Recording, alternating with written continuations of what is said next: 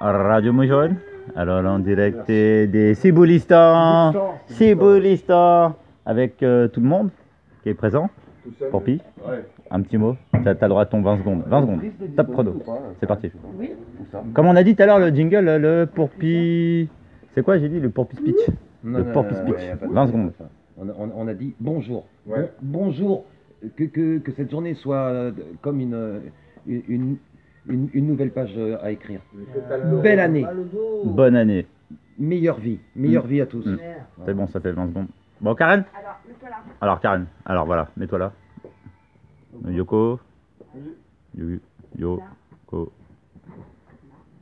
Karen, un jingle? Fatih, un jingle? Fatih, un jingle pour Radio Moujon. Faut que tu crées des jingles. 49,3 chaleur des doigts. La température de nos doigts, mais non, mais c'est ta petite. T'en as que 4. Ouais.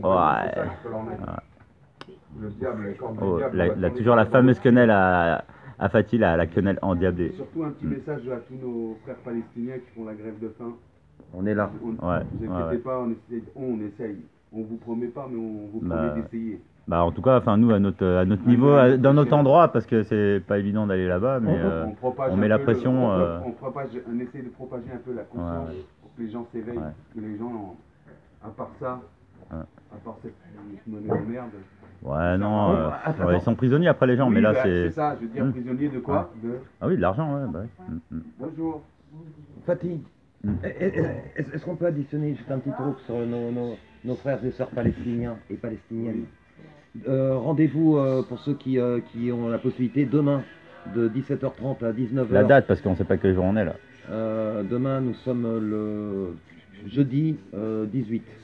Donc demain jeudi 18. Jeudi 18 mai, devant le ministère des Affaires étrangères au Quai d'Orsay. C'est le métro invalide pour les Parisiens, pour soutenir nos frères et sœurs palestiniens et palestiniennes qui sont en train de mourir dans des conditions atroces, non seulement en Palestine, mais aussi et surtout en ce moment en prison, parce que pour certains, la grève de la faim les met dans un état de faim.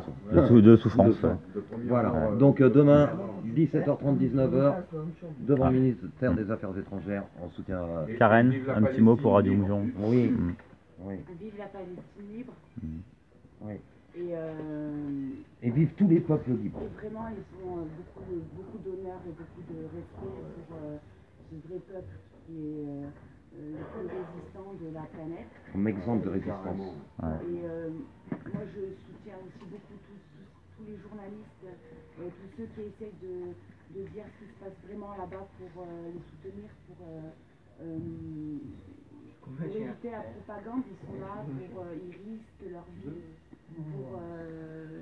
pour les Palestiniens, pour les aider, pour réinformer autour d'eux. Et ça, c'est très important pour nous parce que toutes les vidéos qu'on peut voir sur les sites et tous les gens qui essayent de dire la vérité encore, qui résistent aussi comme ça. Et surtout, il faut penser à tous ces enfants et toute cette souffrance et toutes ces guerres qui datent des siècles et qui servent à rien que d'envenimer la haine et d'engranger en fait.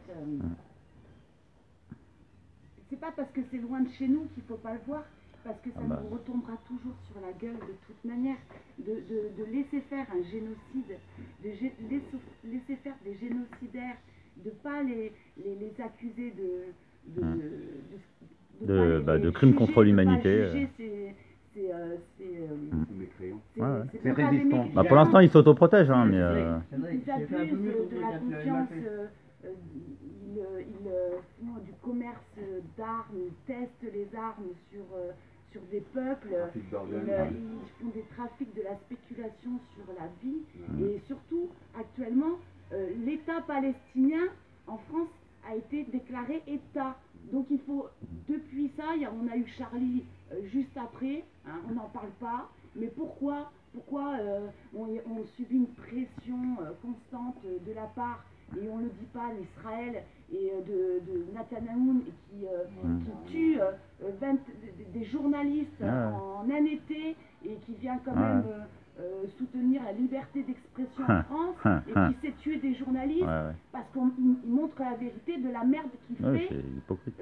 parce que les Palestiniens ont su protéger les juifs se mettre devant des synagogues pour qu'ils puissent prier après la guerre. Ils les ont accueillis sur leur terre et c'est pas normal qu'aujourd'hui ça soit eux qui soient torturés, qui se défendent à coups de pierre contre des chars, contre des armes non conventionnelles, comme on dit. Non conventionnelles. Ah non, ça, moi, j'ai eu un truc. C'est illégal, c'est un génocide qui se passe devant tout le monde et personne ne fait rien, tout le monde laisse faire. Et moi, je soutiens toutes les manifestations pro-palestiniennes. Non pas pour la religion ou quoi, c'est une question d'humanité. C'est une question d'humanité, on ne peut pas laisser faire. Mais enfin, justement, moi, ce que je voulais dire par rapport à ça, à Israël, c'était qu'il y a beaucoup de juifs. Parce que pour moi, les juifs, les gens, on appelle ça des sionistes ou des satanistes. Parce que là, dans le sens où ils vont, c'est. Même pas, je préfère même pas les qualifier de juifs, ces gens-là.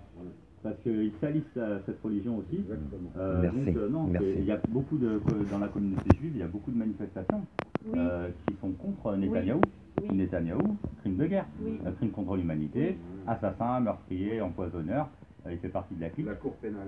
Donc avec l'ONU, tout ça, enfin c'est fuck quoi. C'est vous êtes tricard. Donc là, nous, on est au courant un peu de mots. Là, on parle de la Palestine, mais. C'est révélateur. La Syrie, le mur de Berlin, et on parlait du Qatar hier. Hier, la question c'était, mais le Qatar, ça existe depuis quand? Et ben on regarde, et ça existe depuis 1946. Et après Israël, 1948. Donc, dans leur plan, de diviser un peu comme ils ont fait avec l'Afrique, des lignes bien droites et tout. Bon alors moi je prends ça, toi tu prends ça, je t'arrange, moi je prends le cobalt, toi tu prends ça, et puis on se fait nos petits micmacs. Vous êtes cramés. Et puis maintenant, les richesses de chaque pays, chaque nation doit lui revenir. Donc dans chaque pays, ça doit bouger. Là, c'est le Venezuela qui bouge. C'est chaud parce que là, les policiers, ils foncent sur les manifestants avec les voitures. Ils leur roulent dessus, ils tirent à balles réelles. Même, c'est la guerre. Et les civils encore, dignement, ripostent avec du caca et du pipi dans des bocaux, quoi. Donc bravo au peuple, mais voilà, c'est pas encore poussé au bout. Comment des policiers, c'est des mercenaires, c'est des policiers, c'est des milices. Comment ils font pour tirer sur leur peuple? Comment ça se fait? Là en France, on a l'impression d'être sous la Gestapo, les gens ils ont tellement peur de la police que c'est devenu des racketteurs, les mecs ils le savent, les policiers quoi. Que petit à petit, ça a été crescendo dans le sens où il fallait mettre des quotas, des amendes, et puis cette pression, pareil, c'est même pas hiérarchique, c'est cette pression oligarchique. De résultats, de rentabilité. Hier, on regardait la photo avec Henry Ford, là, avec c'était Le Pen au début, parce que le mec il avait mis un bandeau de corsaire avec des lunettes et tout, là, Ford, une espèce d'enculé. Mais quel message tu leur passes à ces gens de ne plus avoir peur? En vrai, les policiers, la peur du policier, la peur du CRS, la peur du militaire, la peur du mec qui va venir te buter.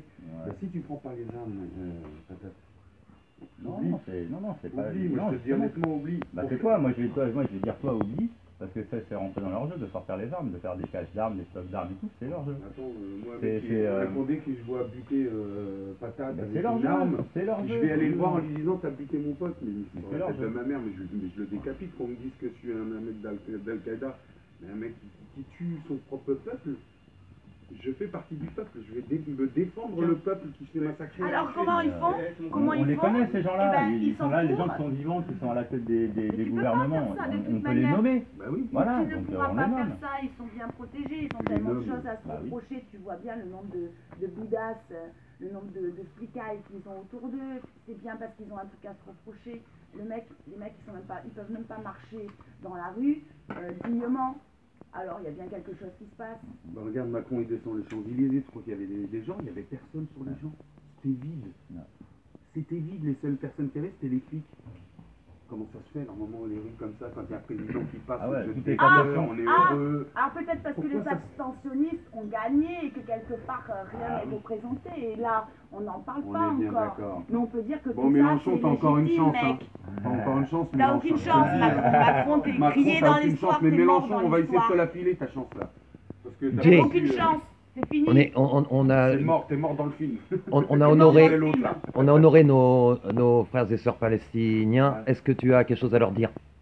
Courage à eux et lâchez rien. Et puis voilà, on les suit. De toute façon, on est en direct. On va les voir, on voit ce qui se passe là-bas dans le village des Palestiniens. Tu te rends compte, on est en train d'empoisonner la attends, terre, là. Fatih, Olivier. on peut rajouter un petit truc juste sur la Palestine, vite fait.